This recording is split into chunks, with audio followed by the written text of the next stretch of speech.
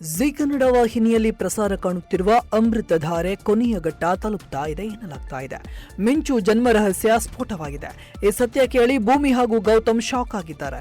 ಮಾವ ಲಕ್ಷ್ಮೀಕಾಂತ್ ಕೂಡ ಈಗ ಜಯದೇವ್ನಿಂದ ತಪ್ಪಿಸಿಕೊಂಡು ಬಂದಿದ್ದಾನೆ. ಜಯದೇವ್ ಮುಂದಿನ ಪ್ಲಾನ್ ಏನು? ಒಂದು ಕಡೆ DNA ಟೆಸ್ಟ್ ನಕಲಿ ದಂಪತಿ ಪರ ಬಂದಿದೆ. ಈ ಬಗ್ಗೆ ಪಾರ್ಥ ಹೇಳಿದ್ದಾನೆ. ಇನ್ನೊಂದು ಕಡೆ ಲಕ್ಷ್ಮೀಕಾಂತ್ ಜಯದೇವ್ನಿಂದ ತಪ್ಪಿಸಿಕೊಂಡಿದ್ದಾನೆ. ಸೀದಾ ಗೌತಮ್ ಮನೆಗೆ ಬಂದು ಮಿಂಚು ಬಗ್ಗೆ ರಿವೀಲ್ ಮಾಡಿದ್ದಾನೆ. ಮತ್ತೊಂದು ಕಡೆ ಕರ್ಣ ರಿಪೋರ್ಟ್ ನೋಡಿ ಮಿಂಚು ಕೈಯಲ್ಲಿ ಇರೋ ಮಚ್ಚೆ ಬಗ್ಗೆ ರಿವೀಲ್ ಮಾಡಿದ್ದಾನೆ.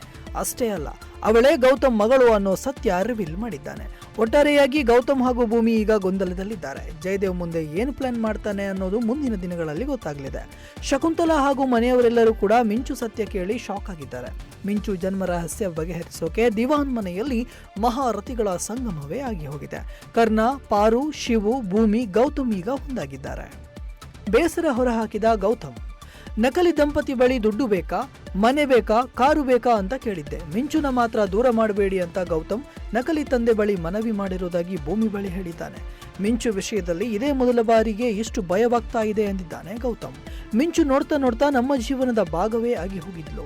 ಅವಳು ಇಲ್ಲದೆ ಇರೋ ಮನೆಯನ್ನ ಊಹೆ ಮಾಡಿಕೊಳ್ಳಲು ಸಾಧ್ಯವಿಲ್ಲ ಅಂತ ಬೇಸರ ಹೊರಹಾಕಿದ್ದ ಗೌತಮ್. ಕಾಡಿನಲ್ಲಿ ಕಳೆದು ಹೋಗಿದ್ದ ಭೂಮಿಕಾಗೆ ಡೆಲಿವರಿ ಮಾಡಿಸಿದ್ದು ಡಾಕ್ಟರ್ ಕರ್ಣ ಮತ್ತು ಪಾರು. ಹಾಗಾಗಿ ಅವರಿಂದಲೇ ಭೂಮಿಕಾ ಗೌತಮ್ ಮಗು ಮಿಂಚು ಎನ್ನುವ ವಿಷಯ ರಿವೀಲ್ ಆದಂತಿದೆ. ಅಮೃತಧಾರೆ ಧಾರಾವಾಹಿ ಜಿ ಕನ್ನಡ ವಾಹಿನಿಯಲ್ಲಿ ಪ್ರಸಾರ ಕಾಣ್ತಾ ಇದೆ. ಛಾಯಾ ಸಿಂಗ್ ಭೂಮಿಕಾ ಎನ್ನುವ ಪಾತ್ರದಲ್ಲಿ ಕಾಣಿಸಿಕೊಂಡಿದ್ದಾರೆ. ಈ ಧಾರಾವಾಹಿ ಜಿ ಕನ್ನಡ ವಾಹಿನಿಯಲ್ಲಿ ಸೋಮವಾರದಿಂದ ಶುಕ್ರವಾರ ಸಂಜೆ 7 ಗಂಟೆಗೆ ಪ್ರಸಾರ ಕಾಣ್ತಾ ಇದೆ.